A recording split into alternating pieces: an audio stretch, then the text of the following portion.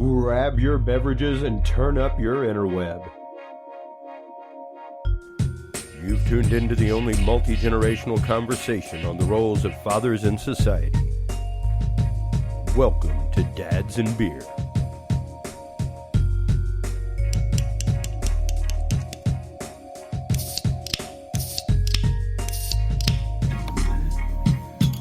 And welcome, ladies and gentlemen, to the official episode 1 of Dads and Beer.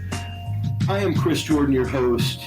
With me tonight is my very good and old friend and literally brother from another mother, Joshua Davis. He has been on the show before when we were live from Pennsylvania with the whole Davis clan. Pops Davis, who came with us to Meekum, his brother Michael, who's been on a couple of episodes.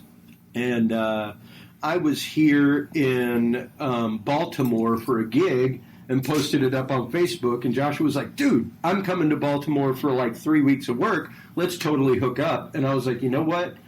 This is the prime, like, this is Providence, because I've been wanting to start up Dads and Beer. And I was like, this is the first time that I'm going to be able to sit down for a while with someone who not only is a father that I can look up to, because you've been a father for numerous years now. But it's interesting because as it said in the promo, it's the first multi-generational podcast about the roles of fathers in society.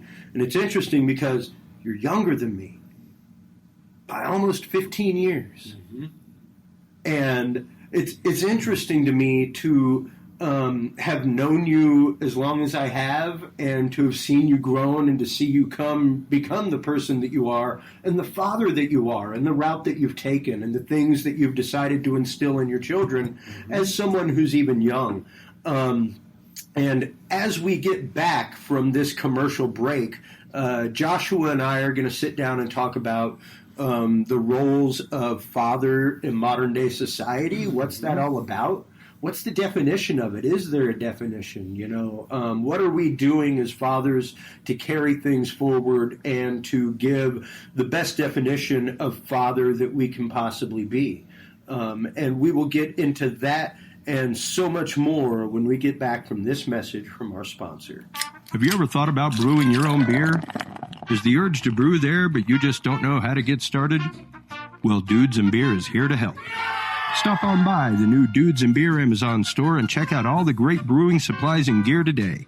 We have it all, from instructional books and do-it-yourself kits for beginners to 16-gallon cooking vessels, carboys, bottling supplies, and cleaners for all you homebrew pros out there. Everything you need to brew your favorite beverages, even distilling equipment. So stop on by the official Dudes and Beer store today and get your hand on the greatest new brewing essentials. Simply visit dudesandbeer.com and click the Dudes and Beer store tab. Once again, that website is dudesandbeer.com and click the Dudes and Beer store tab today.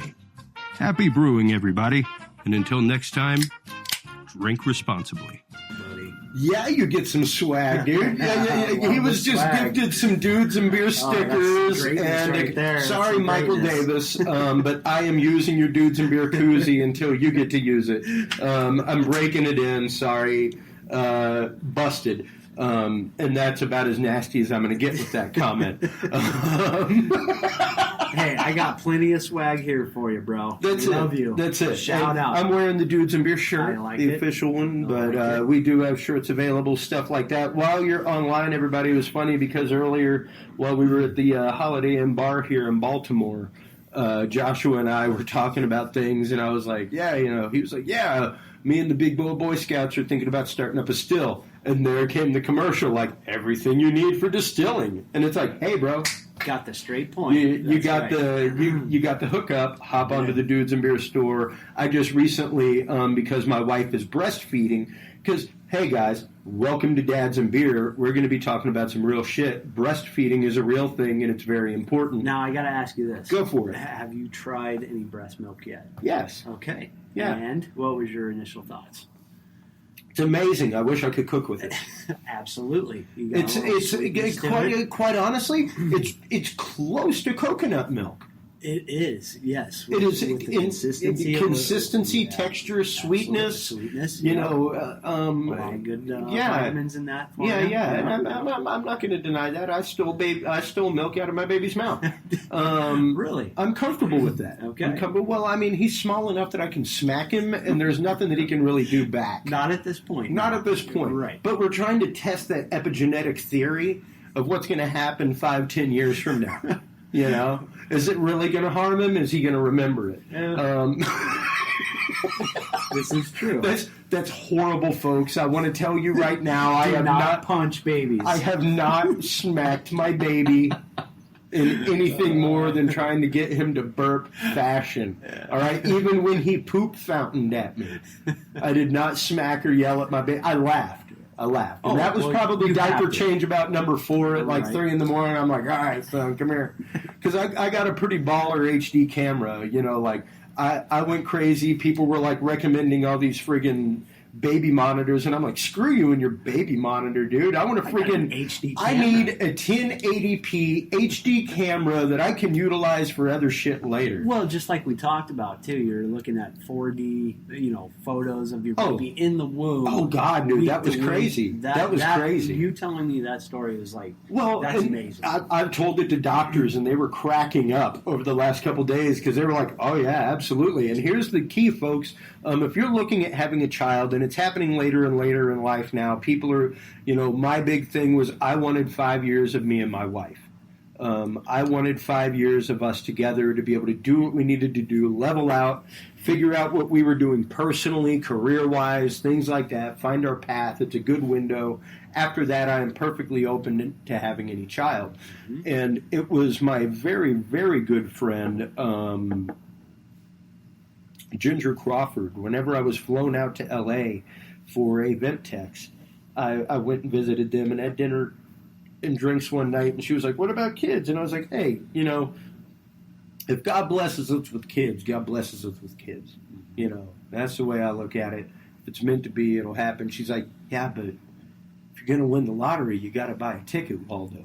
It's like, oh, God, you're so right. It means you actively have to be trying, man. Yes. Like, I need to play. If you're playing the game the way you normally play it, the chances are pretty nil. Right. So we had the conversation, and it was like, yeah, I'm open to it. She's open to it. So we tried, and like I said, over dinner, it was really one of those moments of manifestation. And for those of you who listen to Thinking Deeply and Regular Dudes and Beer, I am all about manifestation and the fact that synchronicity, things like that, where you can create your reality.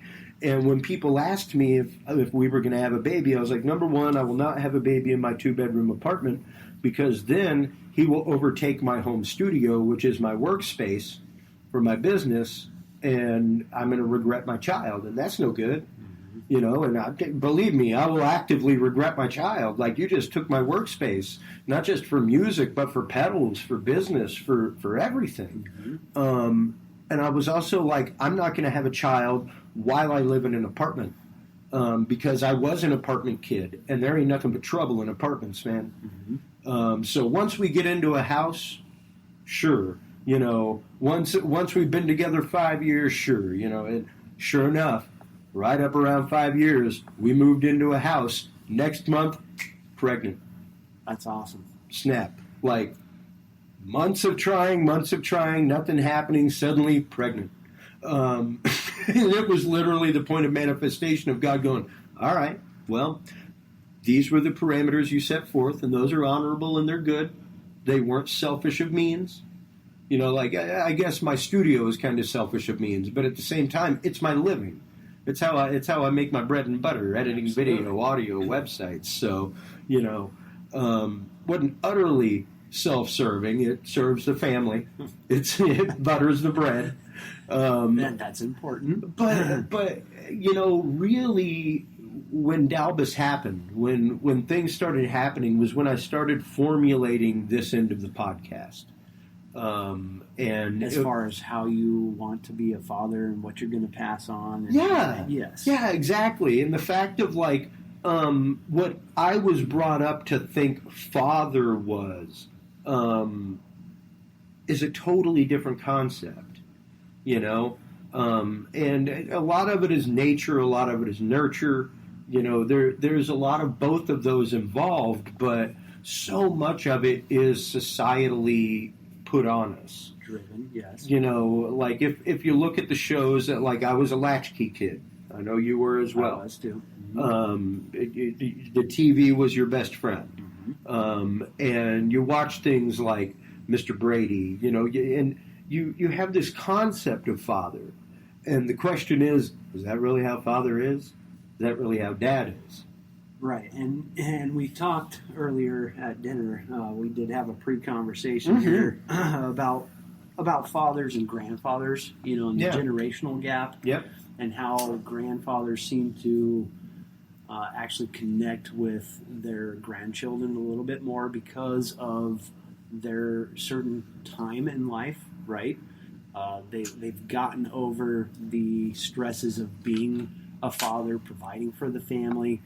And being able to connect with their grandchildren to that point where fathers might have a little bit more stress in their lives and are trying to pass on what they think is most important to their children, because obviously you as a father are the first influence in a child's life. Right, that's where your inner world, your inner view comes from. Yeah, we're the second bond. Absolutely, the first bond is mom, and that happens in the womb. And there's actual science that shows, especially among sons, that we actually release hormones that penetrate the mother's dura in her brain, like the protective sac around the brain, and we actually, like, our hormones infiltrate our mother's brains, which is why they are ingrained to worry about their sons. Like, it's crazy, but it's real science. Like, girls don't do this in the womb, but boys do. We secrete this hormone that, like, our mothers tie into, and that's why there's this special mother-son bond. And it's really wild. And if you think about it, in the full-on evolutionary cycle, if you think about it, because that's what a lot of, whenever Amy was getting pregnant, and she would be like, "Ooh, something tastes funny." I'm like, you have to think about it. In the fully hunter-gatherer mother having a baby sense, you would want to be able to taste things more, so you could tell if it was poisonous, so you could tell if it was too bitter. You know, like, you would have more acute senses of smell, so you could smell fire or danger faster, stuff like that. You know, like that's just evolution, man. Right. And the fact is, like, that exact same thing happens in the body to this day. Like, when women get pregnant, they actively grow additional taste buds. Like, taste buds come into their mouth that have never existed before. Because of a male. Because of any child. Because of any child. The birth of any child does that, so that they can taste different things in food, and they can taste whether or not it's good for their baby. Like, it's this ingrained genetic thing. And we as dads don't necessarily share in those things. No, we do not, yeah. Our experiences start after the womb, obviously, right? Well, and especially in this day and age. I mean, quite honestly, it was odd to me. I was a ghost, man. Like, I may as well have not been in. Our specialist, Dr. Singh, God bless him. I love the man. I wish he could have been there at the birth of my baby. He was awesome. He looked me in the eye. Other than that, nobody acknowledged my presence. It was all about her and the baby. It's her and the baby. As far as they knew, I was baby daddy. Like, I wasn't her husband. You know, I was nothing. I was nothing. I had no say whatsoever in anything that went on unless she turned to me and said, "What do you think?" And then we made the decision. Like, the other day, she actually made a decision in the doctor's office that was right off my line of thinking. We had, of course, because of her age, we had crazy mad science thrown at us. And that's what I was saying before. If you wait till you're like 35, 36 as a woman to have a baby, you go into that high-risk group. Dude, they throw crazy science at you. Like, it's immediate genetic tests to see if there's any chance for Down syndrome, like all kinds of stuff. Risk are higher. Yeah, and you know, they came in with literally a lawyer. because there's a new study going on, and they were like, we're trying to identify these genetic markers earlier. Can we please use your child's blood if he passed this test as a marker to use as, part of the test in the future? And we're like, yes. But there was just recently a test done where they drew some blood, and there was a thing on the form about whether or not you wanted the state of Texas to file that blood away. Yeah, no. And she marked no. Uh-huh. And her mom was like, really? And she's like, Chris would not want that. And I was She like, knows you so well. yeah. I was like, thank you, baby. Like, she listened to me. She took that to heart. But it's weird because if you're wanting to be a father, it's straight up the message to you from the get-go that you do not count.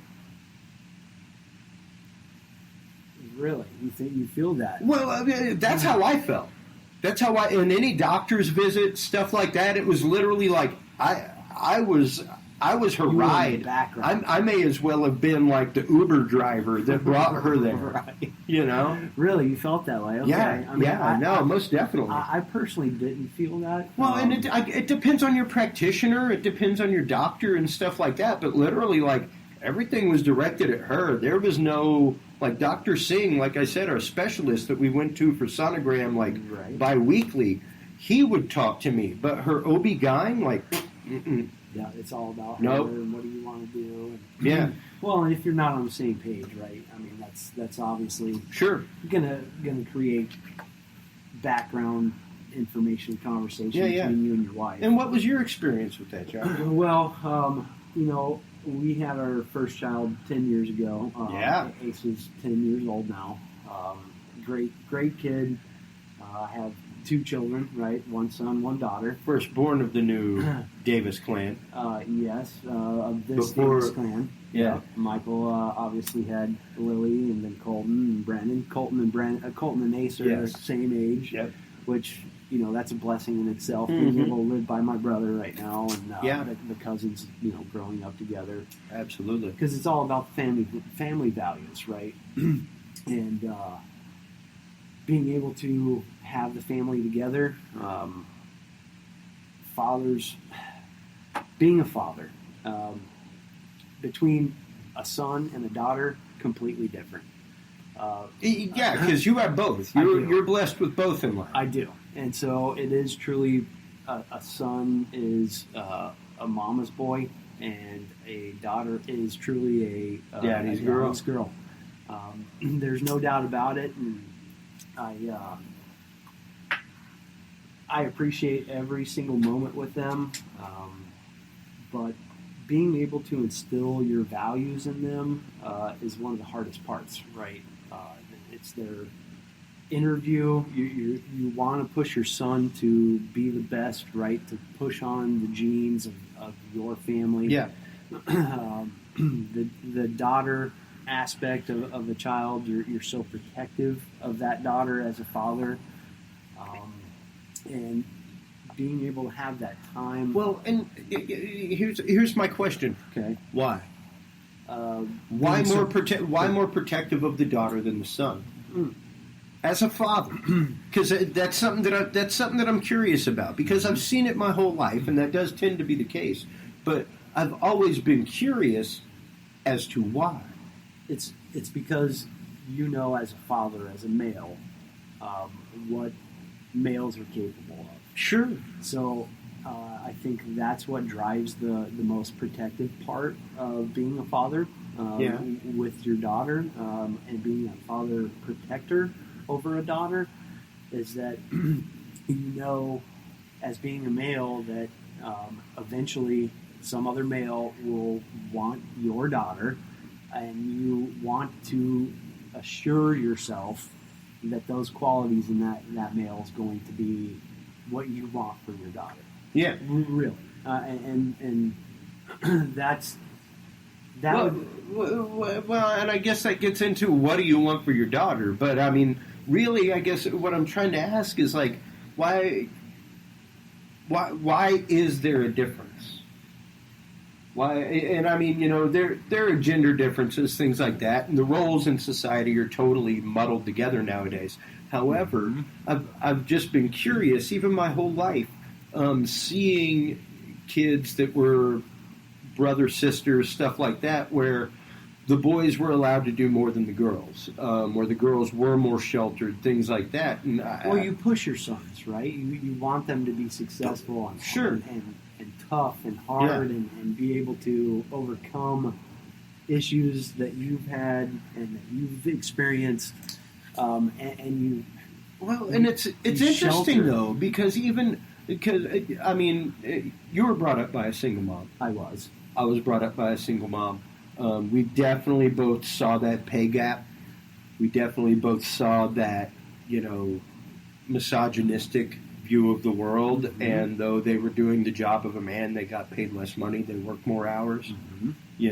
And to me, it's one of those, why would you not expose the daughter to more because of that? Well, and literally to prepare them more, to be like, listen, it is going to be harder. It is going to be. You are going to have to push more. That's a good point, which I really haven't ever thought about, pushing my daughter to that point. Because think about it, mothers are so strong. Yeah, right? They do so much for their children, and in society right 10 now, times what we are. Exactly, 10 times, and they are. I'm not a woman, so I cannot do moms and beer. Right, I can't. Yes, exactly. It's just out of place. Right. So, I mean, that's one thing I haven't really thought about as far as preparing my daughter for that. And maybe that's something that I need to explore more and be able to help her or at least listen to my wife more to help prepare her for that.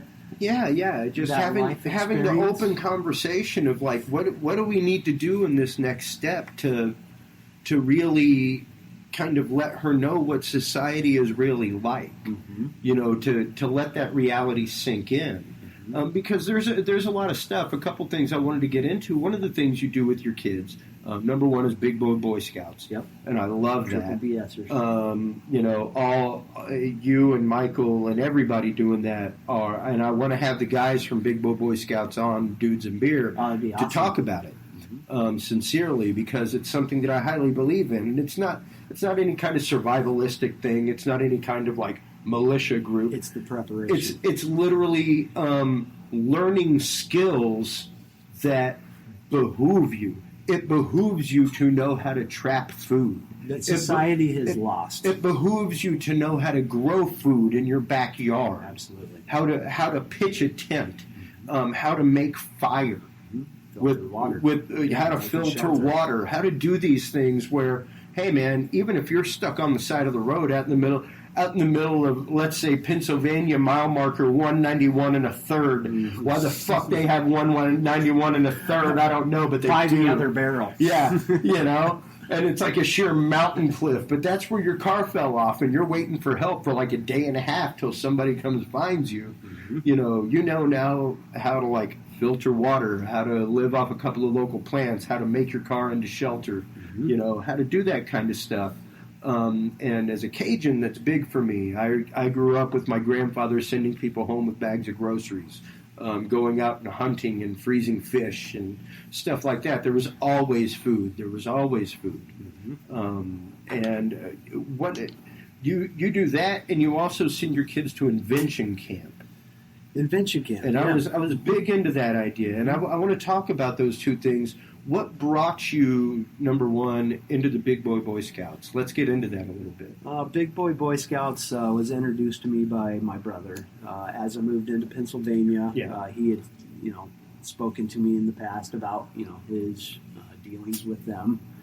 It's a big family that does all those things that you mentioned, and that he wanted to bring me into. I'm definitely been a fan of those type of survival skills. Oh, yeah. Skills that we have lost through. Hey, they're just skills, man. They are, but they're skills that we've lost as being more modernized as a society, right? So when your water doesn't turn on, when your Xbox doesn't turn on, what do you do? What do you do? Can you not freeze your food? What are your next steps for survival, right? Yeah. So my brother introduced me to these great group of guys, and when I moved to Pennsylvania, it was a big family that opened arms and Yep. accepted me. So that's how I was introduced to the Boy Scouts, Big Boy Scouts, triple PSers. Shout out to the 143rd. Hoo-ah. So anyway, being a part of them has definitely opened my eyes to what I need to teach my son, right? Just because of the skills that I have lost, like I said, Mm-hmm. and society in general has in the past. So Yeah. being able to be a part of that group and learn and teach with other people these skills is invaluable to our family, right? Yep. And the growth and survival of the clan. Yeah. So that's really where I got involved with them, is through my brother. So What has it done for you, number one, to be learning that kind of stuff? Excuse us as we vape in the hotel room, because it's a non-smoking hotel room, folks. We normally smoke cigars and cigarettes in the Dudes and Beer studio, but this is a non-smoking hotel room via contract with the company I am in Baltimore with, so we are vaping. cheers. L'chaim. And, you know, what's it done for you to, because I know your dad, God, I love Pops, dude. I love Pops, too. and for those of you that don't know, this is the spawn of Pops Davis from the Mikamoto auction, and The as youngest is Michael spawn, Davis. yes. Mhm. And, you know, the last trout to swim upriver.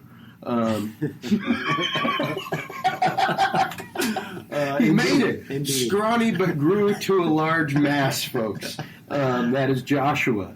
And, you know, like... God bless his he soul. he was someone that instilled these things in you guys. Like, you know, I love my dad. I love him a lot. I love him with all my heart. He is a true case of nature versus nurture. He is a psychological, sociological study in and of him fucking self, dude. And that's just a fact. Pardon the French in a deep episode, but it is marked explicit because we're going to get real like that. And I love my father, but does he necessarily exude what father should be? Does he teach the fact that there should be some emotion in life? It took till I was 29 for me to literally hear the words, "I'm proud of you," from my father. Mm-hmm. I was 29. I'm 41 now, but I was 29. Wow. You know, and that's pretty harsh. That's pretty harsh to say, but it's true. That's the first time I ever recall hearing my father tell me, That he "I'm was proud of you." Wow. And, you know, that to me is one of those, like, I'm fortunate for the upbringing I've had in other members of my family, on my mom's side, even on my dad's side, my study of philosophy, theology, ethics, you know, things like that, and psychology and sociology, that I feel like I will be able to at least teach my son how to properly emotionally communicate, you know, how to have some coping skills in the world, which I think are missing. You know, some anger management skills, Well, how to deal with things, how to deal with situations instead of just calling names. Well, that's generational too, right? Yeah. I mean, No, most definitely. From, Example.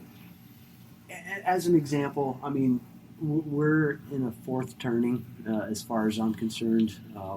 The world has 4 seasons. Yeah. Time is cyclical. Yeah, we were talking about that at dinner. Right. So there are generations who do feel that way, that they don't nurture, right, their sons. The way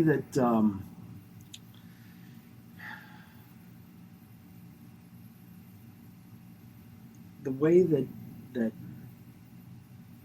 parents teach their children change in the societal time of our lives, right? Oh, yeah, most definitely. Whether it's a fall, a spring, or a summer, or a winter. Look at, a prime example, just not even to go into a crazy cyclical, like, couple 100-year cycle like that, but just look at the paradigms and the shifts that have happened, A, in education, B, in parenting, and the whole status quo of both since the time you were in elementary to the time that now your children are in elementary.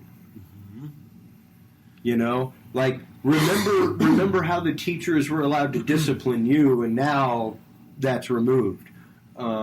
Like there's a totally different dynamic that's happening socially, economically, all kinds of stuff that dictates these things and dictates society. But really, like, for me, there's just some general principles that exist. There absolutely there is, but those principles ebb and flow.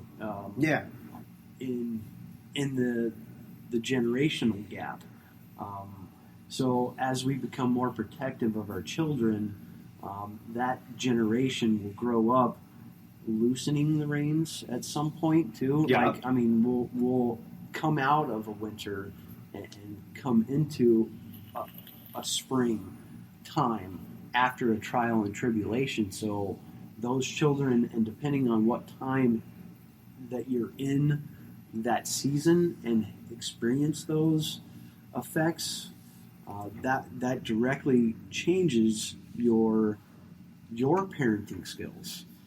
So it does change. Now, is that something, these seasons and things like that, is that something that you think happens personally per individual, or something that is happening as a whole, as a shift? It's a whole as a shift, because it's a generational. Explain that a little bit more. So, it's an 80-year cycle, which in that cycle of roughly 20 years, you experience certain things in that time frame.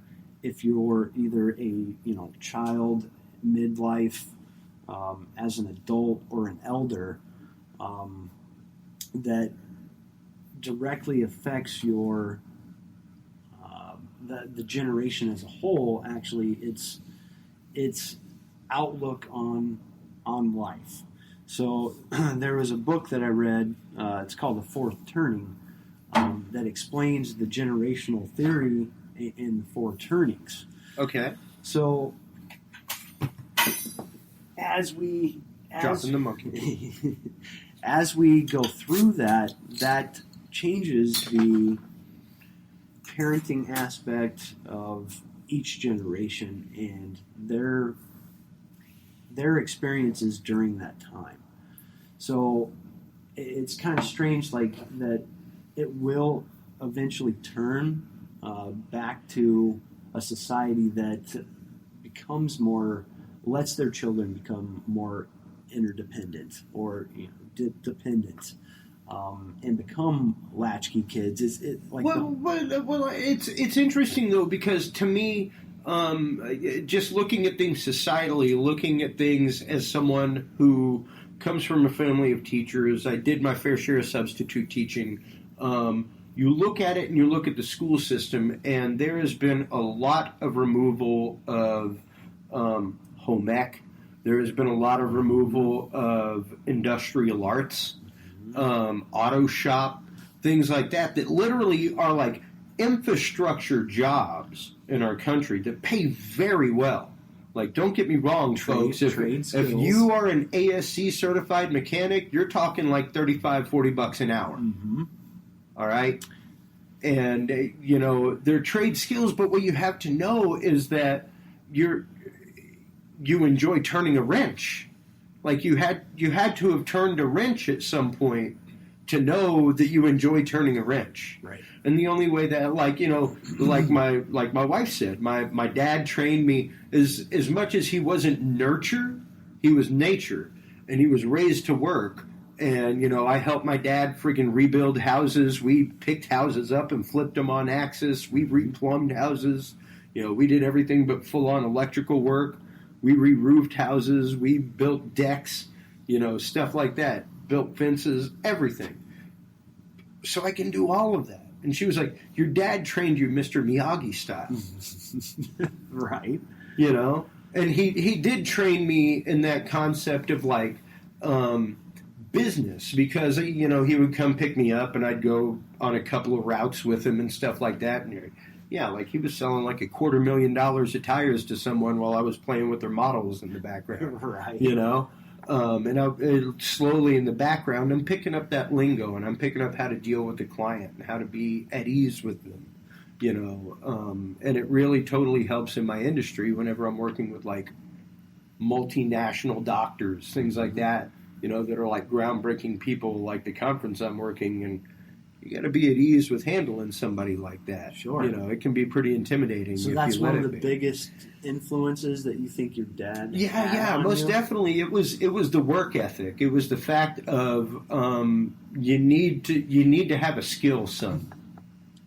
You need to have a skill. He was brought up. His family owned a tire station and a corner store, and he was brought up busting tires and stuff like that. He started selling tires when he was like 20 years old, and ended up working for Cooper and Nokia and all kinds of stuff because.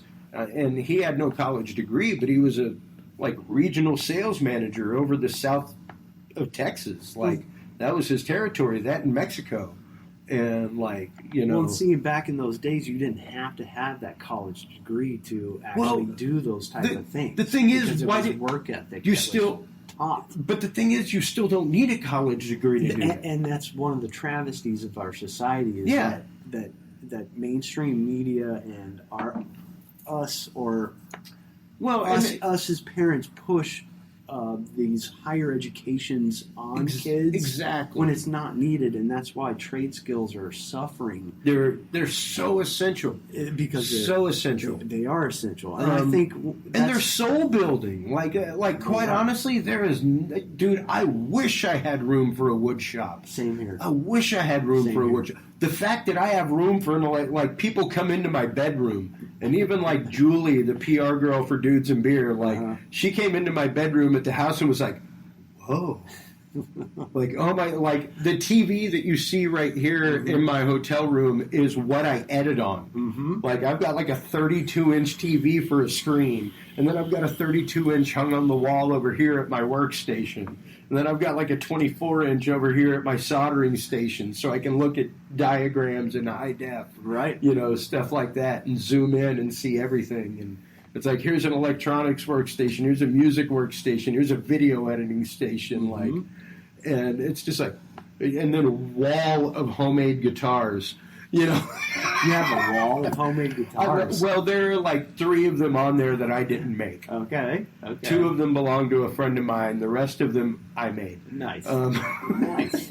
And it's just what the hell? It's this is where I spend most of my time, but.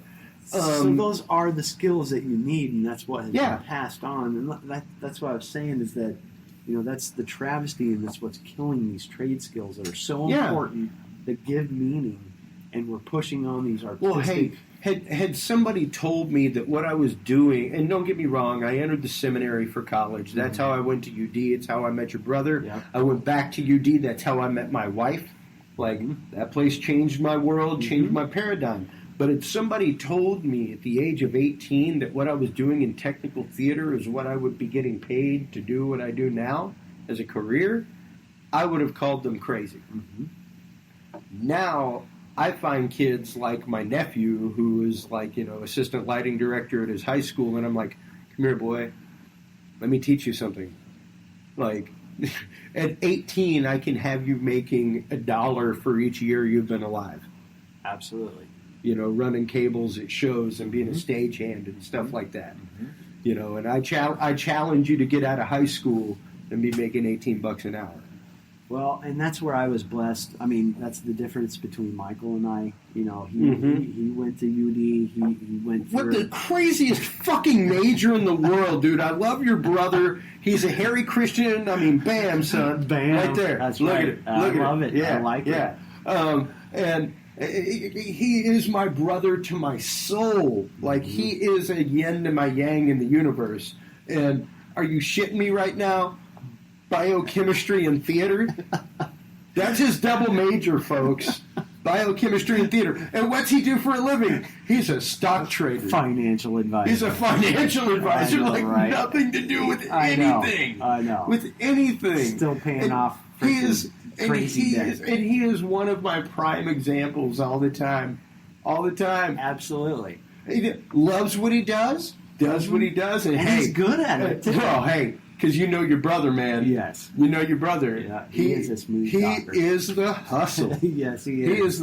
He is the only man I knew that could walk around campus with a briefcase, a thumb ring, a beat-up white T-shirt with holes in it, and overalls with one thing off, and like untied boots, and get every woman on campus and be smooth and be like talking with the professors and like, yeah, what's up? And it's like, are you shitting me right now? That's like, right. what is that about? Yeah. What is that about? But it's a confidence that's passed on. Absolutely. And it's something that, you know, it's learned. It's a learned persona, and your dad has it.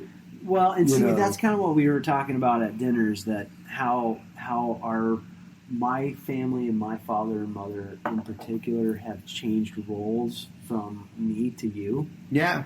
Which is definitely interesting. How you explained, you know, your connection with my mother compared to my connection with her, or your connection with my dad compared to my connection with him. I think my dad instilled in me the work ethic. So I think that might be a common denominator in fathers, that we try to instill that work ethic in our sons, more so than our daughters. Well, that's probably the one biggest. But define that for me, because see, work ethic. Well, I've come to a different definition. So go ahead with yours, and then I'll share mine. So okay, define what you mean by you're instilling a work ethic in your child.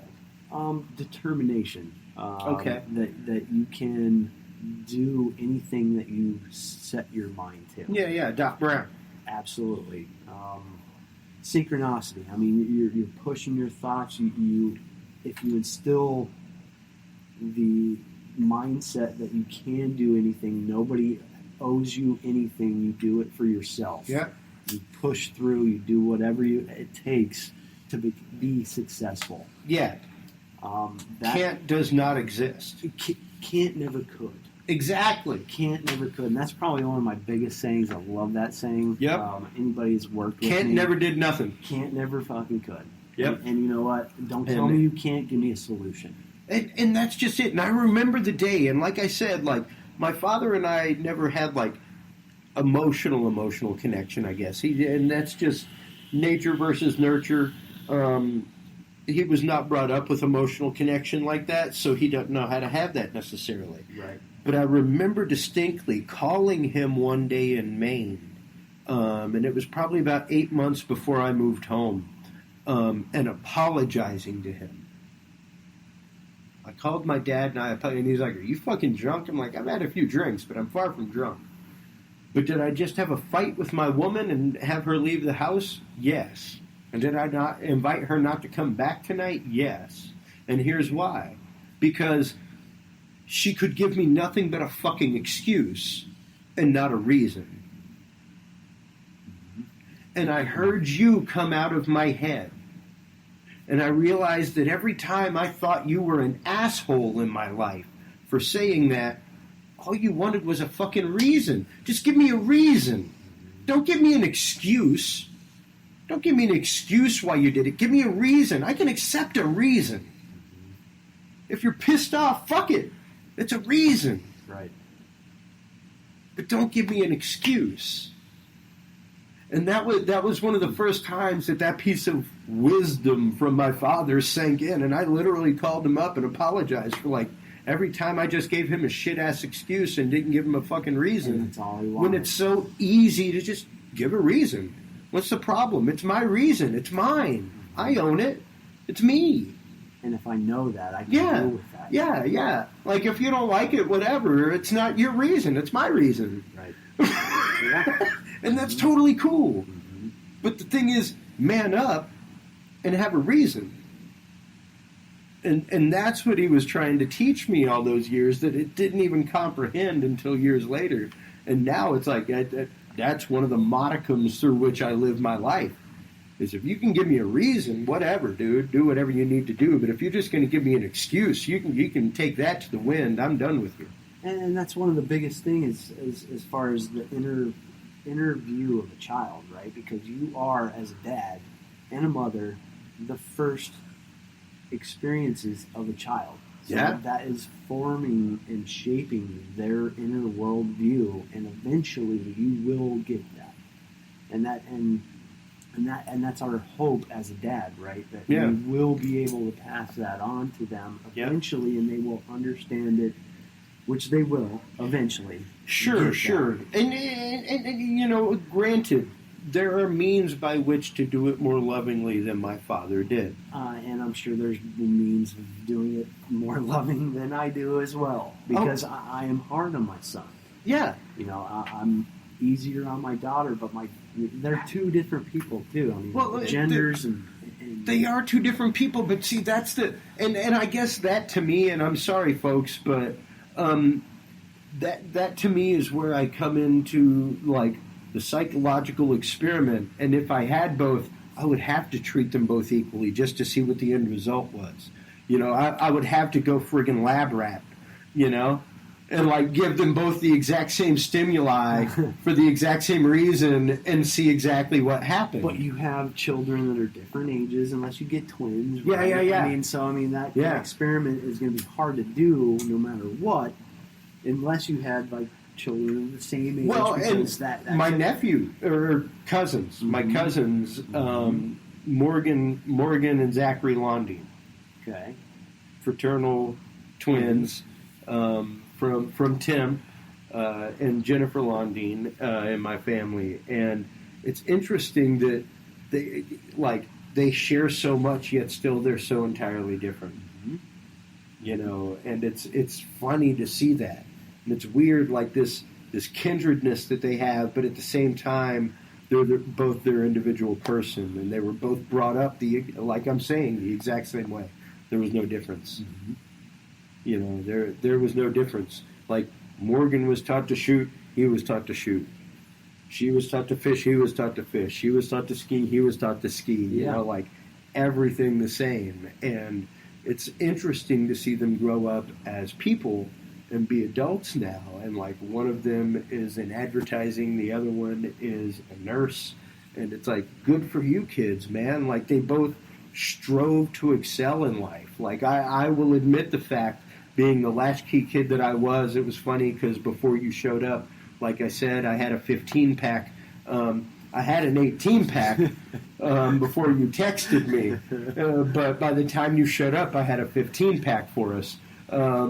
As I was watching some Breakfast Club, and it was just sick to me how 20, 30 years later I could still quote every single word of that movie as it goes. Hey, it was like classic. It was like, oh my god, this is like rote muscular memory. This is horrifying. This movie is just ingrained into my head.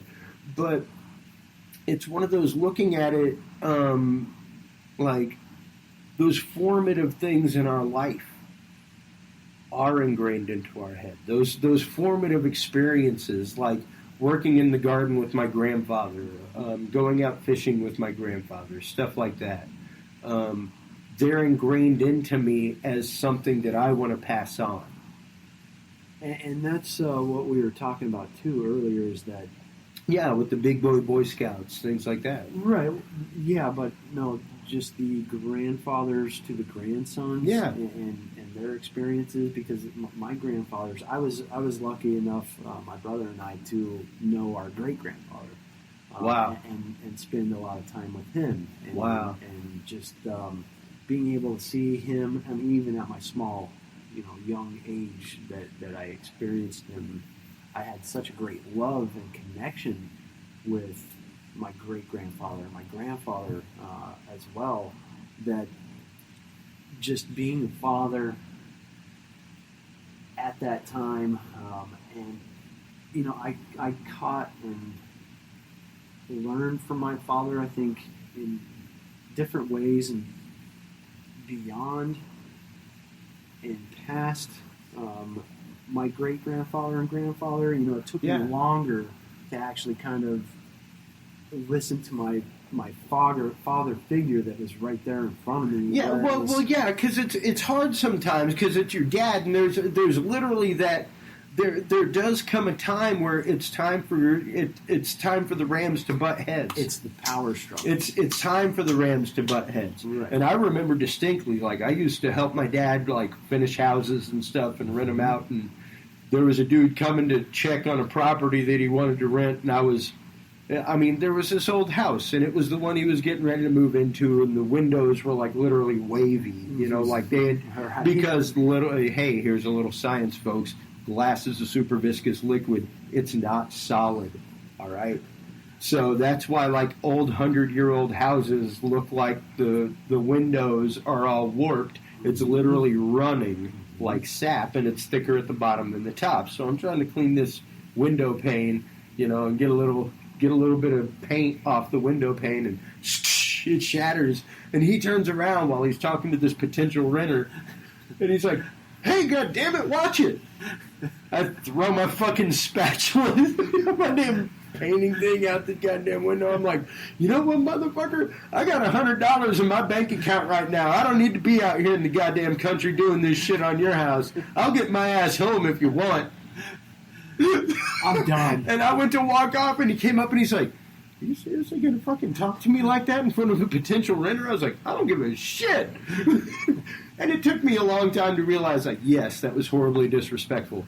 But at the same time, it was absolutely hilarious. And one of the first times that I ever stood up to my father, and there is that moment. That power struggle between the father and the son, or the children, whether that's a daughter or son. Daughter and mother, father and son, what have you. Compared to grandparents. And that connection between the grandchild and the grandparents is definitely special. And I think we've all experienced it, and maybe it is due to that, that immediate power struggle of being your parent, your parental supervisor that tells you no and yes, this is what's right and wrong, whereas your grandparents are more nurturing in that fact. And I think it's also literally by the time that comes to be, the truths are known to the child, not like your child, but to the child, like to the parent, not the grandparent. Like the truths of life are already known to the child, and they know that they have to say these things to the kid. Right. But the grandparent can get away with this. They don't. They can break that rule, and they're allowed to break that fourth wall, because there's that like, okay, well, listen, while you're here, this is the rule. When your dad comes back, it's different. Don't worry about it. Right. Don't worry about it. You won't get cereal for dinner then. All right? Well, we'll have some rigatoni or something. But until then, cereal 4 meals a day. Don't worry about it. You have fun. Right. Bounce off the walls. That's what I built them for. And literally, there is that interplay, I think, where the parent, I think, somewhat knows that the grandparent's gonna do that, and that the grandparent's allowed to do that because they have to do that. They have to teach the kid that's really where the gentle smoothing of society in America, I think, comes from, is the grandparent. Yes. Because they teach you the fact that yes, there's the rule, and yes, there's the end result, but let me tell you about 50 years in between, son. Here's how you just curve that reality and get there. All right? I know what your dad's saying, and that's totally true, and you should listen to him because he's your dad. But check it out. Here's how you could bait your hook too, right. And try that out. Yeah, this is going to smooth it over. You know, and it does provide that different point of view, and it's. I've always felt bad for friends that didn't know their grandparents. I was fortunate enough to know at least my mother's father very, very well. Mm-hmm. My dad's father well enough. By the time I was probably about 9, 10, he had passed, if not earlier, a little bit earlier than that. And I only saw him like once or twice a year, whereas I saw my mom's father all the time. I wouldn't spend like weeks at a time there. So, you know, for me, there was a combination, and you know, seeing, like I said, my dad gave me, for me, the work ethic that my dad gave me was like, he had a lake house. It was like, hey, you want to make some money? Okay. Sure. All right. Okay, what you need is a cooler and some Cokes and some water and some aspirin. And you need to go sit down at the hill there at the 13th hole. And I'll buy you the Cokes, I'll buy you the water, I'll buy you the aspirin. And you can keep whatever's left over. Give me my money back and you keep whatever's left over. But literally it was the fact of like, look, man, that's the 13th hole on a golf course. By that point, you've probably had a few beers. And You're really in the mood for some water and some aspirin in the Texas heat. Right. Hey, that's capitalism. Hey, right there. yeah. And like he taught me the hustle, man. You know, like my mom taught me the emotions of life and how to like Same here. be emotive and things like that. But my father taught me the hustle, and he taught me the fact that if anything that I got to say about my dad that he would probably respect about me is my hustle, and the fact of like I am utterly self-employed. I do not have a boss. Every gig I get. I find it. I book it. It happens. You know, it's all self-done. And it's the inner drive. It is. And that's It what is. I think the And biggest thing. it's the hunt. It's the, you know, whether it's being brought up as a hunter and being out tracking and going out on pig hunts and stuff like that, like with your dad, or whether it was seeing my dad go out whenever he picked me up and selling $250,000 worth of tires to somebody over lunch. You know, like it's the hunt, and there are some visceral things that I think society kind of expects fathers to teach kids. But I think there's a lot that we are significantly taught to hold back. like. Well, like true emotion. Well, isn't that the mother's job? No. No. Quite honestly. As far as emotional wise, I mean, they are the emotional side. I mean, if you're talking in a like, you know, like psychological sense, sure. If you're talking in a Freudian, Shada type of psychological, yeah, absolutely. But like my mom, for instance, and your mom too, dude. You were brought up by a single mom. How many jobs did your mom have? Several. Yeah. Like, I remember at one point when I was a senior in high school, my mom still worked for Wilson Business Products. She went out, she worked part-time at fucking Foley's, and she went to college. And she went to college. You know, and there I was, like, making homemade gunpowder and shit at home. Because I got nothing better to do. Right. You know? But be a mad fucking scientist and do crazy shit. So, and that's what you have to wonder. That's what you have to kind of delve into is like, these, like, for me, my mom gave me a huge part of my work ethic.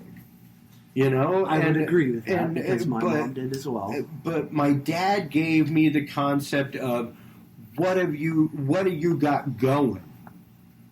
What do you got going right now? Like, what's your hustle? What are you doing? You know, like, what's crack-a-lacking? Why aren't you mowing lawns? You know, why aren't you doing this? Why, like, when I went to... The motivation. Yeah, like... She was, like, more of the determination because of the struggle that she went through. Yeah. She wanted to see something steady. Like, when I lived in Maine, right. It really blew my mind because it was one of the first times in my life that I'd ever heard my mom say this. I was working at a country club, and I was starting my business on the side, stuff like that. But I was working at a country club, and I was basically during the winter time, I was the keeper of the place. You know, like I was the maintenance person. I was the friggin' janitor. And I got paid a decent amount. I didn't get paid disrespectfully. I got paid $18 an hour. Like, I was getting paid all right to clean some toilets and shit like that in the middle of winter where we're at like a third capacity. You know, that kind of stuff. And I remember my mom saying, I wish you could get a better job than that. And I was like, whoa. Hey, man. This is paying me good. Since when, at any point, from anybody in this family, has the fact been that any job is beneath anybody? Much less a job for $18 an hour. See, I think absolutely for that time. Much less a job for $18 an hour. Well, I think that's where my father is like pushed me even past that point. Like, you can always do better. Yeah.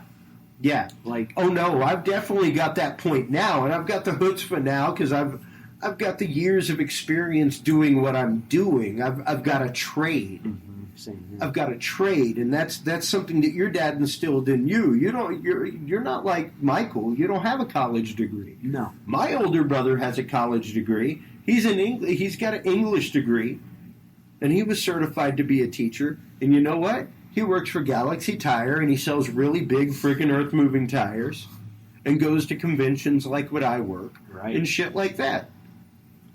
And he has a retreat company on the side, and that's what my brother does. He's not an English teacher. So it's interesting that both of us, our older brothers, have these crazy friggin' degrees, and neither one of them use them. Don't even work in their field. And both of us have applied technology and applied trade skill and have regular work in our industry. Yes. And well-paying work in our industry because of the years of experience doing what we're doing. And that's just it. It's all about the years of experience and just the determination to learn and be able to... Being hungry. Absolutely. And I think that's what I learned from my father. I watched him, go from a business that didn't treat him well to wanting to stick it to that business. Right here, man.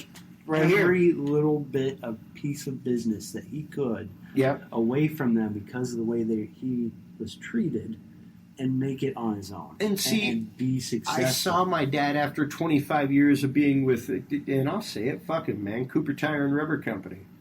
Regional sales manager, shit like that, everything else, boom, gone. Mm-hmm. Cut at the knees. Here goes your retirement package, everything. Mm-hmm. Boom, gone. Went to work for Nokia part-time, stuff like that, because he was literally on the edge of retirement. Mm-hmm. But he flipped houses. He rented houses, and that's what he had. Like, I always said that Danbury was eventually just going to be called Dan, because he would own all the fucking houses in Danbury. Like, there wasn't a house, there wasn't a block in Danbury where my dad didn't own a piece of property at one point. Like, it was crazy sauce. But Danbury, Texas, right down near Alvin, stuff like that. And, but that was his thing, and he loved it. And he did home repair, and then he built his own gutter business, and it was like, yeah. And I think he really, like, gained a lot of chutzpah respect for me whenever, like, because, hey, if people know me. You know, I'm prone to the green side of life. And my dad was like, what are you going to do if you have to come home and pass the piss test and get a job? I'm like, I don't know. I don't really expect to do that. I've got a career. I've got my own business. And, I kind of intend to come home and take part in my business and do what I do for a living is what I intend to do. And I think there was kind of a little point of respect there finally where it was like, no, like, you don't get it.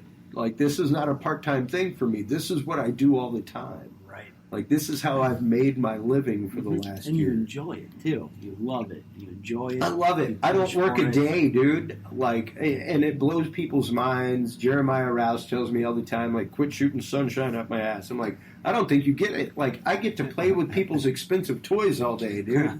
Like, I love what I do. Like, yesterday I was watching live 4D echocardiograms up on my screen. Like, they were literally, like, echocardiogramming somebody's heart, and it was in, like, 4D on the screen. Like, you could see the heart valves moving and everything. It was friggin' crazy sauce. Well, and that is crazy. That's awesome. I know. Wish I had that when our children were, in the womb or in vitro. So, Yeah. But I really wish, the things that we do for our family and as fathers, right? To keep them going. Yep. And it's all about bettering our children's lives, and giving them what we didn't have. I think that might be not the way. How's that? Because break into that a little bit, Josh. Well, it's kind of like we always want better for our children. Oh, sure. I don't know any parent that doesn't want more for their children than what they had. Absolutely. But it also might do them a disservice, too, because of the way that we're trying to raise them. Well, I think if it's the fact of you're trying to raise them with a point of ease, where you're trying to raise them with a point of utter comfort and coddling them and keeping them from the real world. That's what I'm talking about. Like, no offense, I intend to enroll my child in no kind of sport where everybody wins an award. And that's society. None. Today. It won't happen. It won't happen. Every sport that you go out and do right now, it's what it is. I'm sorry. You know what? Age. I sucked at sports. I know, and I didn't always win. And it's hard to try to tell you. It's hard to explain to your child when they're taught by society that that's okay to lose, and when in reality it's like, no, son, there is winners and losers. Mm-hmm. No, daughter, there is winners and losers. Yeah. And you know what? It's the real world. Yeah. You have to understand that. And that's probably one of the hardest things for us to teach them and for them to grasp because of the outside influence. Now, do you find it easier to kick their ass in a game or two of Magic? Damn straight. And just really smack them down and let them know this is what life is like. You're going to lose, and you're going to lose hard sometimes. Absolutely. I mean, there's no question about it whatsoever.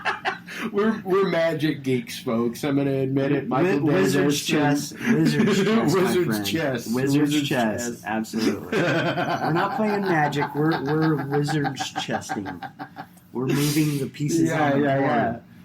But it is a great form of realization of, oh, no, this is how you control reality right here. Wait a second, no, you can't do that. Hold on, no, it's canceled. I'm sorry, my friend. You need to learn to think more ahead. Right, like 4 steps ahead. Yeah.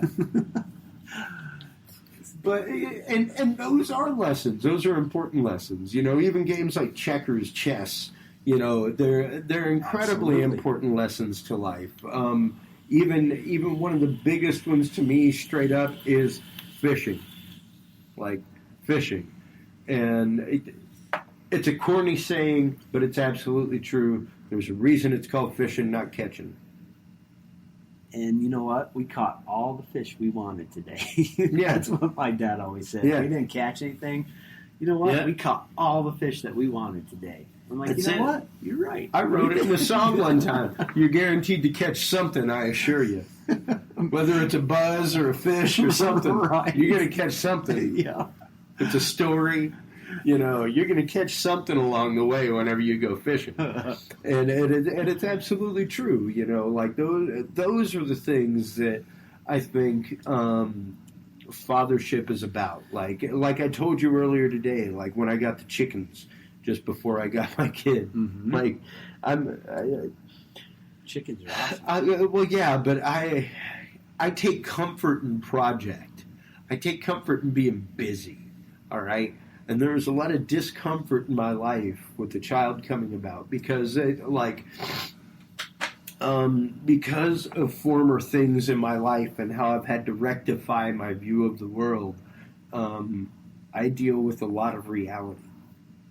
And that's it. And I don't let myself cast things into aspersion. You know, people will be like, oh, what about this? What about that with the baby? I'm like, you know what? I don't even think about that.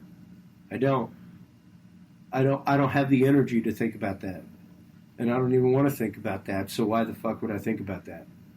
You know? Because you're so busy at that point? Well, literally, it's the fact of freeing my mind of that cumbersome, you know, and really trying to go Zen meditation and like, hey man, I need to like, dude, 6 months before my wedding, I passed out in fucking Walmart looking at cans of tomato sauce. All right? I was trying to choose cans of tomato sauce, and I dropped like a fucking sack of potatoes, man. Like, I woke up in the manager's office with EMTs and this dude that's like, dude, you were looking at tomato sauce, bro.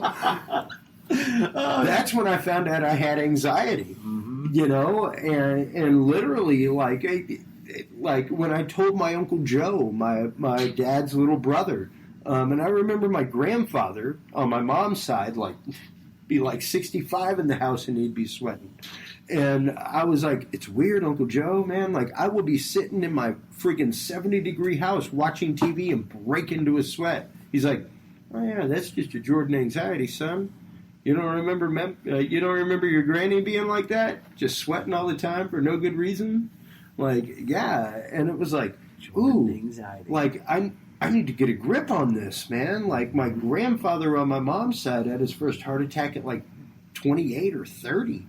Something like that. Like, there's a severe history of this in my family, and it's something that, like, I need to learn to, like, focus and release something and let things go again, you know? Like, sure, I take medication, and it's a huge difference. Believe me, people, if you're dealing with depression, if you're dealing with anxiety, go get diagnosed.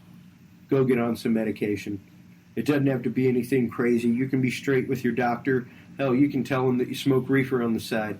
They really don't give a damn most of the time. What they want to know is what you need, and if you tell them, I want something with no side effects, I want something with none of these depressive side effects, things like that, they will find something for you. They will find it, and it will work, and it's good stuff. Go out, get yourself some help. It's made a huge difference in my life, and literally got me to the point of focus where when Dalbus started coming around, it was like, yo, man, like, that's when Thinking Deeply with Dudes and Beer started. I saw that. Because it was like, you know, I really want to sit back and just think about what's going on in society and where we are as people and where we are as humanity. And with Dads and Beer now, it's something to, like tonight, you know, I'm sitting here learning stuff from somebody 15 years my younger, but 10 years my elder as a father. You know, and that's why when I told my wife the tagline, you know, like the intergenerational, the only intergenerational conversation on fatherhood.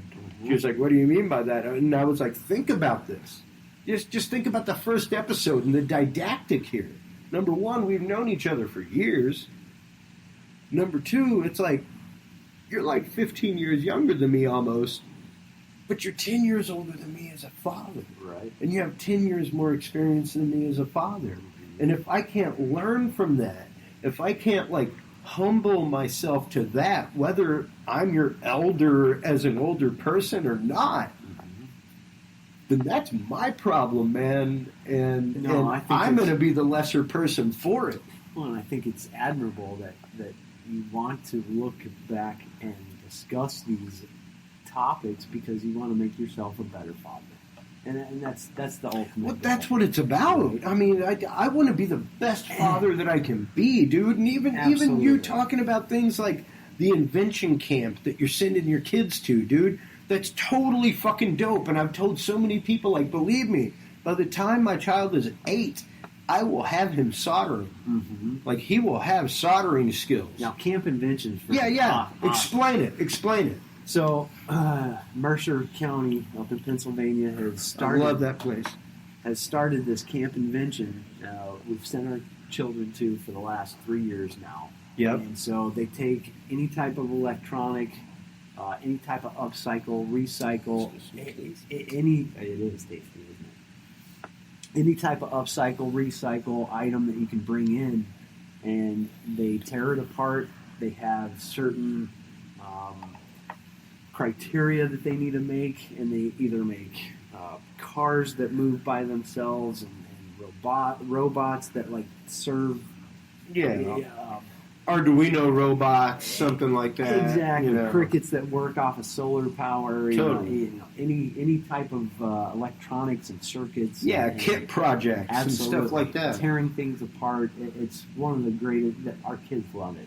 My brother's kids are in it. My kids are in it. It's what led to my industry, dude. Exactly. And it's Literally. something that you can get Literally. passionate about and Yeah. enjoy and learn. Yeah, And that's what and it's a skill. it is. And it brings those skills out in the kids. Yeah, So it's a program that has really helped our children. They love it and enjoy it, and we'll continue on as far as it goes. yeah. I mean, I think it's great. Number one, I'm a big proponent of stuff like that. Like I said, I think the removal of things like auto shop, wood shop, industrial arts in Home general, ec. even home ec, dude. Mm-hmm. You know, like, quite honestly, I think every child in America before they graduate high school needs to be able to A, take a semester of nutrition, and B, take a semester of child rearing. I think Every one of them. they push nutrition even more so now on kids, right? Because the whole obesity epidemic. Yeah, but I'm talking about, like, I'm not talking health class. I mean, you take a semester, instead of health class, you take a semester of nutrition and you take a semester of child rearing. Now let's throw woodworking into that then. The wood Oh, no. shop. No, Wood shop absolutely. was one of my favorite. Dude, that all-time I made classes. straight A's in wood shop I love every wood time I shop. did it. As I high could- as I was, And I it's fucking funny loved because wood art, shop. like, and I talked about it the other night on Thinking Deeply. I had an art teacher in 7th grade, Miss Pugh. God rest her soul. I'm sure she's dead. If not, good God, I hope she's She's mean, bro. Oh yeah. Texas mean. Uh-huh. Texas mean. You know, one of those Yeah. like, oh, God bless you. You know, and you knew what it meant.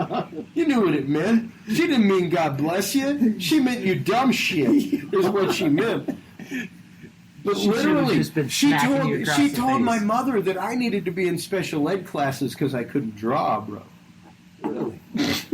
And to this day, if you look at a drawing or a schematic of mine that I make, like, it looks like I had my tongue sticking out with a crayon. Like, yeah, there it is. There it is. And I can make Special ed. it. I can make it happen from that. I have absolutely zero physical skill with a pen and a piece of paper. Same None. here. None. Same here. That's why we're electronic based. Yeah. Hey, I can lay out a schematic. I can lay out. I can read a schematic and I can build it. read a schematic, Yeah. and I can build it. Right. You know, But even don't ask me to draw one. yeah. Like, even my dimensions on stuff are off. Like, whenever I asked my buddy Billy to build the bassinet for Dalvis, you know, which came out epic, dude. He did it in freaking quilted maple. Like, it was Awesome. beautiful. That's cool. Beautiful. It came out awesome. And Dalvis, like, sleeps like a baby in it, dude. It's one of his favorite places to sleep. I love it. Awesome. And whenever I sent him the diagram, because I was in the middle of a session, I'm like, I want a bassinet, dude. I want Billy to build me a friggin' bassinet. That'd be dope, man. Like my best friend, like builds me a bassinet for my baby. I'm down with that. Uh-huh. So I drew up the dimensions and stuff, just like on a Word doc, on a Photoshop document, and made it into a JPEG and sent it to him. And he emailed me. He's like, "So I'll do this, but like, do you want it built to these dimensions?" I'm like, "Dude, build it to whatever dimensions you know are fucking right." Right. Okay? Just give you a rough estimate there. This is what I saw in my head, Right. dude. Like, you know, Was it half the room you or know, something? you know what it actually takes to make it happen. Like, let's don't go freaking like Spinal Tap with, you know, fucking Stonehenge here. And it's like, but you said 12 inches. Right. But you said 12 inches, so that's what I built it at. I meant 12 feet, of course. Why would I say 12 inches? Right. You know? That's crazy. And that's how the conversation went. Literally. I was like, build it to what you know it needs to be, dude. Come on. If You it know doesn't how, look right, just adjust you know it. how I A couple- am. I'm giving you a couple feet I'm giving plus or you a minus. conceptual idea. He's like, oh yeah, dude, because like if he like rolled over in his sleep, he'd be like turned over in what you built. Hey, you just had the best interest in That's your it. son. That's all. it, man. I had the concept in my head. I had the concept Larger in in my life, head. right, brother? And you know, and that's just it. Like to me, it's building that creativity into our children. It's making them see things like that, making them realize that they have the potential for anything they want. Can't, never could. Yeah, that's it. Can't, never, did nothing. That's right. Can't, never, did nothing. And I mean, we started with that, and you know, we're right here at the end with it. It's an absolute truth. And a prime example is me with Austin Hot Mods. For years, man, for years, I literally wanted to build circuits. I wanted to design circuits. And I thought that I couldn't because I am no good at math. Like, you put me in geometry, I'm all right. Make a C plus or a B. Because there's something physical there. Like, I can see a cylinder. Like, this table's a cylinder. I can grasp that. There's something there. Like the Pythagorean theorem, board footage. You know, I can associate that with shop. You know, volume of a cube. Yeah, I'm building a box. Cool. You know, like I can grasp that. But when it came to other stuff, I just didn't get it.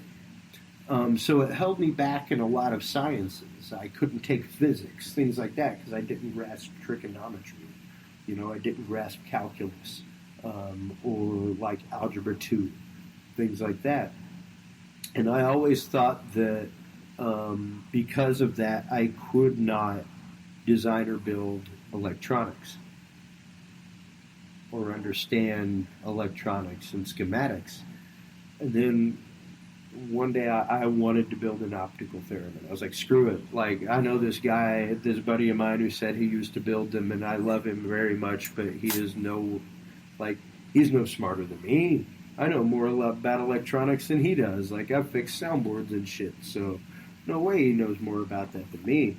And I looked it up, and it was like 6 parts, and I bought it, and I made it, and I was like, ooh, shit. I can do this. Look at that. And then I get it. actively started learning schematics off of Google. And learning to read schematics and learning to read what all the parts were and values and how it worked and everything else. And it was like, oh, well, okay, this is some fairly basic math. It's addition, subtraction, multiplication, division, you know, nothing crazy in what I'm dealing with. And I literally learned to like modify guitar pedals and how to change things and how to build circuits on my own and stuff like that. And it was literally like we said earlier, the Doc Brown concept. You know, if you can do anything if you put your mind to it. Absolutely, and that's the determination too factor, which, you know. From my father, like, no matter if I did not know anything about a subject, I mean, I was never afraid to pick it up and understand it and learn it. Yeah. Yeah. Well, and that's just it. Like, my mom saw strange things for me. Like, my brother went to the library and he got, like, novels and stuff like that. And I came back with, like, books on rocketry and like, books on how to build lasers, you know, things that were, like, way beyond my comprehension level. But I was interested in them. And she would, hey, as long as I'm reading a book, she didn't give a damn. Like, read a book. If it was amulets and talismans or the history of vampires, or which, like, I read a lot of. I read a lot of weird, obscure stuff like that, where it was like, you know, the lore of werewolves and stuff like that I would check out. She was like, hey, I'm just happy he's reading a book that doesn't have pictures in it. You know, like, go for it, kid. Hit it. And I learned all kinds of weird stuff because of it. But you literally do have to encourage that. You literally do have to instill that curiosity, and you have to feed it. You have to feed it because it's infectious. Curiosity is infectious. And, like, I tell people all the time, I learn something every day on my job. Well, and to instill that failure does happen and you learn from it. Failure's okay. Right? It is. Failure's okay. It is. And that's what our society is teaching these kids is that, you know, everybody wins. Failure doesn't happen. And it is. It's an important learning lesson in life. It's a good lesson. Absolutely. It's essential. Right? Yeah. It's an essential lesson to learn because otherwise you won't get better.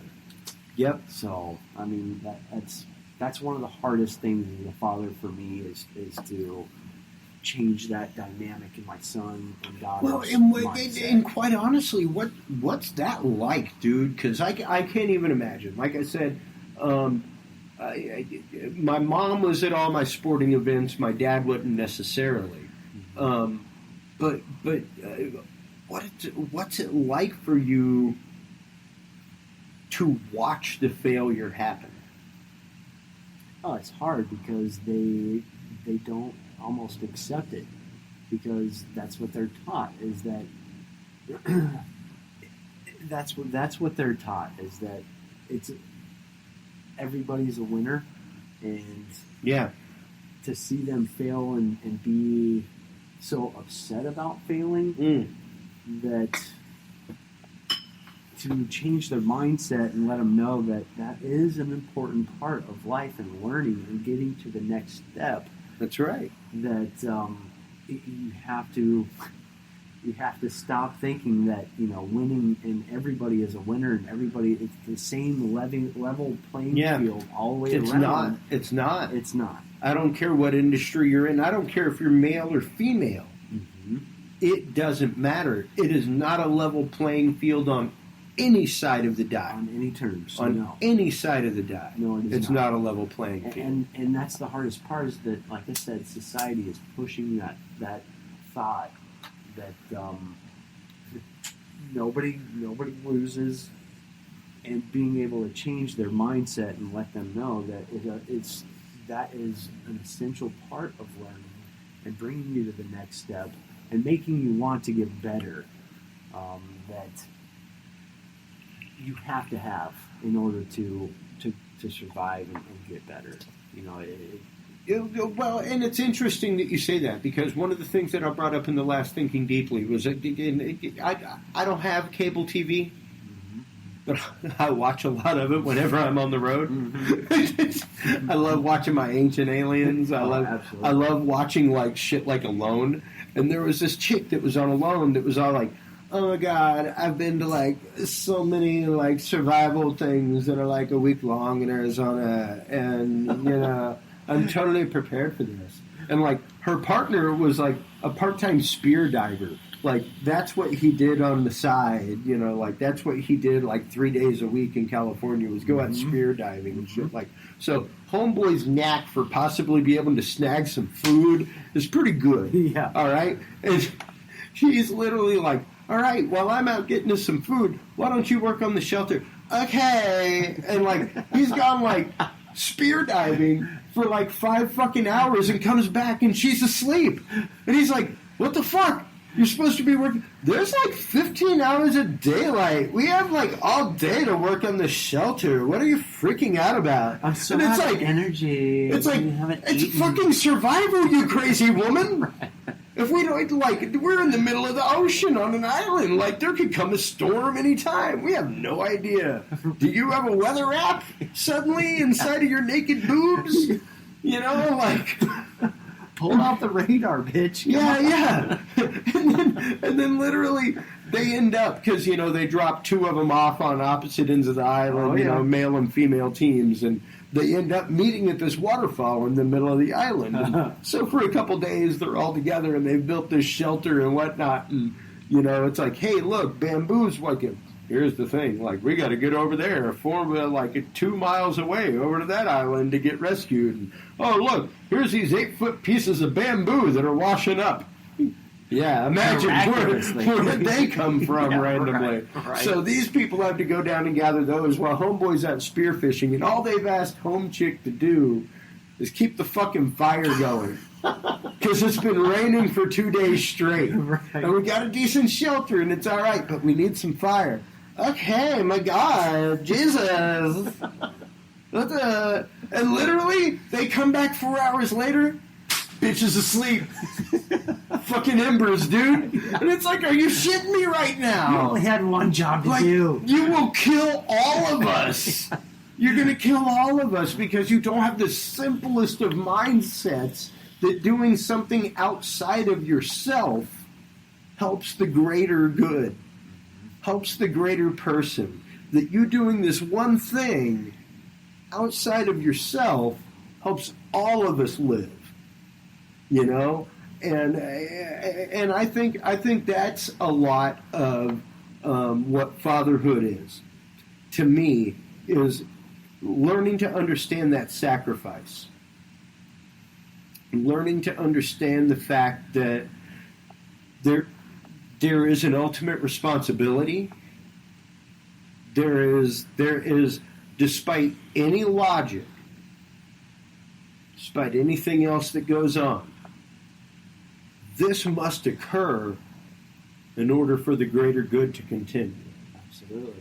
And it's a harsh reality and it's a tough reality. Well, but that's it's what drives your decisions. Yeah, and it's literally something that goes straight back to hunter-gatherer that we've literally lost the concept of, that is still to this day such an ingrained part that we don't even realize. And I've just recently, like, bing, popped up to it where it was like, wow, yeah, no, this is totally hunter-gatherer survival. Mm-hmm. Like, you know, what do I do to make sure that there is food for my family? Or shelter, or clean water. Well, the four necessities, yes, you know? The necessities, absolutely. And that's what drives your decisions. Yeah. And that's what drives your parenting to sons and daughters. I mean, honestly, yeah, because we were there earlier about why pushing them separately. Yes, absolutely. Yeah, a little bit on that, real quick. So, well, I mean, just you push your sons to have that same drive and that DNA is built into them, right? True. To have just the epigenetic of survival and reproducing and going on and pushing the bloodline, right? Yeah. And caring for their own who come after them. So that's the biggest part about me and my son. You know, I see that as what I push towards him. Thinking about it, you know, is that those four most basic survival skills that they're built into our DNA, right? Yeah. So, I mean, can I ask you a very personal question? Absolutely. How many hours a week do you spend with your son? Just you and your son. I'm just curious because I mean it's something I got to figure it out, dude. Like, don't get me wrong. I'll tell you this. I Honestly, told you yesterday and tonight, like the month before my baby was born, it was like, hey, baby, you need a website. Mm-hmm. And I built a website. And, hey, we need chickens. Which is true. We did need chickens. I'm not going to. We needed some damn chickens. And we need two more chickens. Yes. We need two more chickens. You actually need like 4 more chickens. That's a bit too many for my small backyard. I'll deal with 4. Okay. Yeah, That's a dozen every 3 days. okay. I'm good. All right. Yeah, we have the plenty. That's 2 dozen a week. I'm good with that. What was it? How many hours a week do I Yeah. spend with my son? Yeah. Not enough. I'll tell you that right now. Okay. I travel for a living. It's my own personal decision for the greater good of my family. Well, you've got a damn good career, man. And you've made a good path for yourself and a good path for your family. It's a double-edged sword, though. It is. Because ever since I lost my mother, it makes you the loss of one that's so close to you. Yeah. Really makes you realize about the time that you have with people. Yep. And that quality time that you have with people. Yeah. And I have made a decision. Like I said, it's a double-edged sword. So I want to provide for my family. I want to make their lives better than what I had, which was decent. Which is decent, yes, which was decent. But my wife spends much more time with my son and my children than I do because I travel so much. Yeah. Now, when I'm at home, I have so many projects and things for them to better our lives that takes my time away from them. So being able to prioritize my time, to be able to give what my son needs, that's the balance that you need to have. And I would say I only give my son probably, as bad as it sounds, several hours a week. Like maybe 3 hours a week. Give me a percentage. A percentage of my time through the week? Give me a percentage per day. Percentage per day. Well, I'm not home from Monday through Friday, so I only have Saturdays and Then Sundays. you got a general percentage over a month, real easy. Right. So I would say out of a month time span. Wow, that makes me feel like real. That's 600. That's like 720 hours. Makes something me feel like like that. a real douche right now. Out of 7, hey. 720 hours is a shit ton of hours, bro, and a lot of those hours the little fucker's asleep. Right. I love you, kid. You're a great kid, but the little fucker's asleep. So, what are you going to do? Love on him while he's asleep? That's just creepy, Pop. Yeah. I could smack him a little bit. Yeah. I'll answer. Train him for the unknown. Just wake up and run out. I don't know what you're talking about, son. I'm asleep. What the hell are you waking me up for? I'll answer you this way. Not enough. And I okay. And that's a fair, honest answer as a father and a man. I mean, I will admit the fact, even with my son being born as new as he is and stuff like that. Now that's ebbed and flowed throughout what my career and history has been, right? As I've been home and not traveled as much, I would spend maybe 8 to 10 hours with him. And I will honestly say that Amy and I live a charmed life. It's not the easiest life. It's not the most extravagant life. Ends get met. We both have gigs. We both do what we love. That is what I want to instill into my boy. That's what I want to instill into my child, is the understanding of the status quo is what you define. It's not what society defines. There are so many people that look at me and go, are you a friggin' crazy person? And yeah, to be your own self-employed person, to be like a freelance tech, to be utterly freelance with everything that you do, it takes a certain amount of crazy.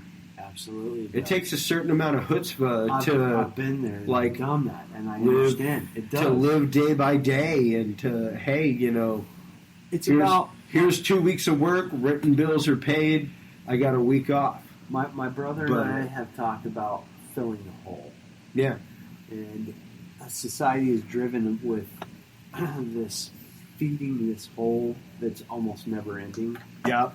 Yep. And yep. I've been pulling myself away. It's all about personal experiences, right? And what situations you put yourself into Absolutely. to get yourself out of. Yep. Right? And if you can't realize those facts, which we thank God for my brother, he's helped me. God, I love that man so much. Michael Davis, you're lucky you're a married man, because in some states in this union, you and I would be an item.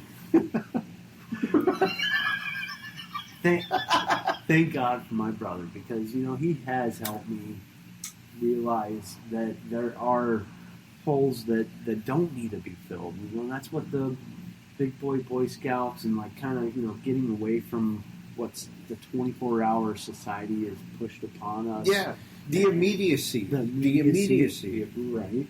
And hopefully letting our children know, because they're growing up in that, whereas we were brought into it, that they can sift through that data, and we can show them that there is your own level of satisfaction as long as you don't put yourself in those situations to get out of. Yeah. You gotta learn to trust the tug in your belly button and know, like, hey, there's something going on here, and I don't need to be here. Except for some people like me might have, my own self-character flaws where I do want more, but I have a great wife that might be able to curb my wants and needs. Oh. As we overlook the Goddess nightclub over in the corner and the Pandora Hotel. Yeah, it's and the Bromo Tower and the Bromo Seltzer in the shadow. The shadow of the Bromo Tower. For those of you that are like old school radio listeners like me, like I love old school radio dramas, and Bromo Seltzer was one of those things that was like advertised, like Bromo Seltzer. Yeah. It was like Boschko. Get your Boschko in the morning. Shit like that. It was like, like the little Annie Dakota ring brought to you by like Bromo Seltzer. Shit like that. So nice. Literally in the shadow of the Bromo Seltzer, I went over to the little museum today in the basement of it. Yeah, nice. It was dope. Nice. It was cool. Little piece of Americana. That's the one thing I did here in BC. Baltimore. Yeah, Baltimore City. But literally, it is about paying that stuff forward, passing it forward, letting our children understand the fact that they are what they make themselves to be. Absolutely. Remember we talked about earlier, too, the experiences that we as parents try to teach our children, but it is so hard to learn from those experiences without trying them yourself. Yeah. And I think that might be just a lesson of life that you have to almost. Well, and there's some stuff that there's some stuff like, don't get me wrong. I like I said, 11 years old, I was making fucking black powder. All right. So here's the thing. I know what homemade black powder smells like. You right. Why are my charcoal briquettes fucking smashed up on the concrete outside? Why are you burning incense in my basement? Yeah. No. Oh, don't get me wrong. He's an infant. He knows what Nag Champa smells like. I've got it right here in my hotel room, folks. I burned the door sealed and everything. But literally, like, it's one of those like, thank God for the experiences I've had because, I'm going to be able to spot every bit of it. I'll be able to spot every bit of it. And you can't lie to me.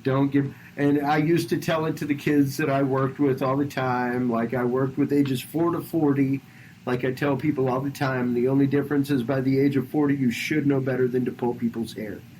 That's the only fucking difference, dude. At age 40, and don't bite. At age 40, we're all just as selfish. We're all just as self-involved. We're all just as willing to lie to get our fucking way if it means a little white lie, to get that fucking extra treat, to get that extra half a slice of pie. Every bit of it. Every bit of it. We're all willing to cut in line to be the one that makes sure that he gets the orange cream instead of the cherry cream popsicle. Like, every one of us. Every one of us. There's no fucking difference between a 4-year-old and a 40-year-old. None. None. The most existential shit will come out of a 4-year-old's mouth, and the most stupid shit in the world will come out of a 40-year-old's mouth. This is true. That is very true. And, once you realize that, you really do kind of get a different aspect of raising children, or rearing children, we should say. Because you raise animals, you rear people.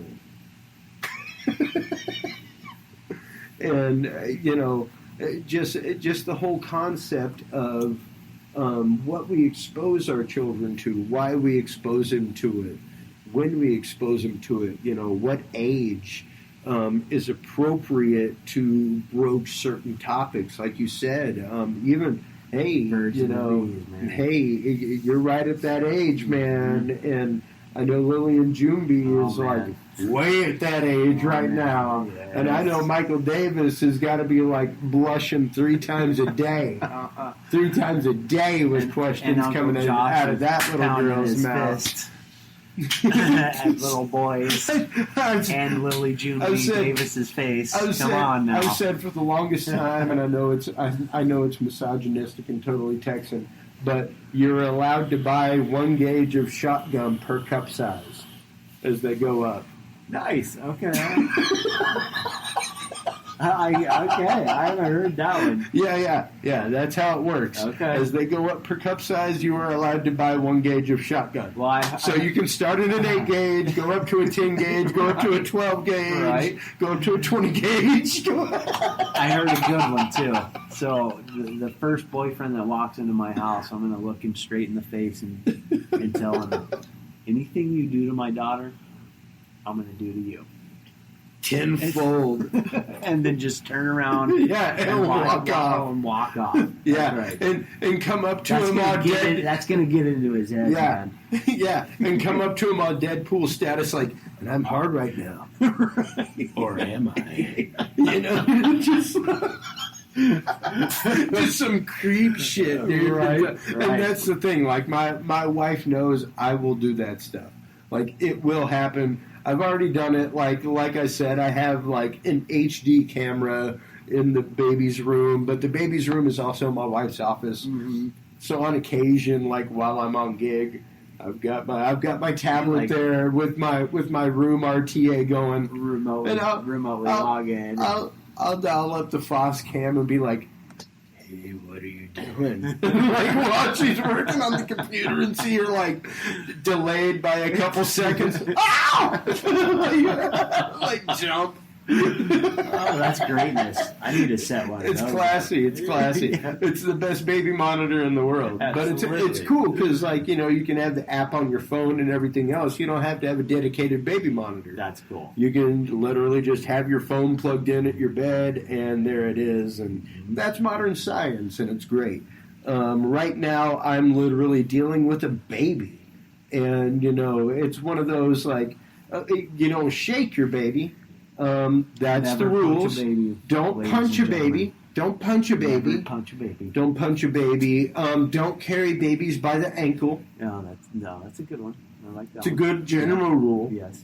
You can lift them by the ankle when changing a diaper. Sure. But don't just like grab the one. Don't just like a sack of beans, just like snatch them up by the ankle and take them for a walk. Right. It's not preferred by modern day society, folks. Yes. These are just a few things that you learn within by the time you leave the hospital, really, because they tell you, "Sir, please stop," and you stop, and you're like, well, what the hell am I supposed to do? Don't grab your baby by the ankle. What am I supposed to do? I mean, I just bump, I threw him over my shoulder. We're ready to go. That's right. And, what, bed ready. 12-foot tall crib ready what for am I him. supposed to do? These bones are soft, right? Nothing's going to happen. He's like a noodle. What's the problem? So, yeah. Welcome to the first episode of Dads and Beer. Thank you so much for everybody who tuned in tonight. Appreciate all of you. Absolutely. It was absolutely fantastic. And, Josh, thank you so much. Like I said, an intergenerational conversation, we're of different generations raised by the same generation.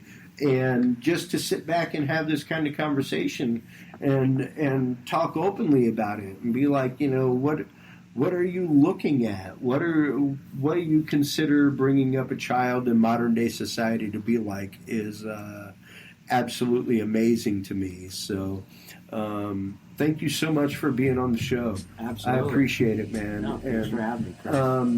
Anytime. Stay tuned for more episodes of Dads and Beer. Stay tuned for more episodes of Thinking Deeply, as well as Dudes and Beer on location. Thank you for tuning in to this edition of Dads and Beer. To listen to our audio streams and chat with us live, download the official Dudes and Beer app for both Android and iDevices, available on the Google Play and iTunes markets. For more episodes, content, and information, visit us online at dudesandbeer.com. You can also find our episodes on Spreaker, SoundCloud, YouTube, Stitcher, or your favorite podcast service. Dudes and Beer is a proud member of the Revolution Digital Group family of podcasts. Thanks for listening, everybody, and until next time, drink responsibly.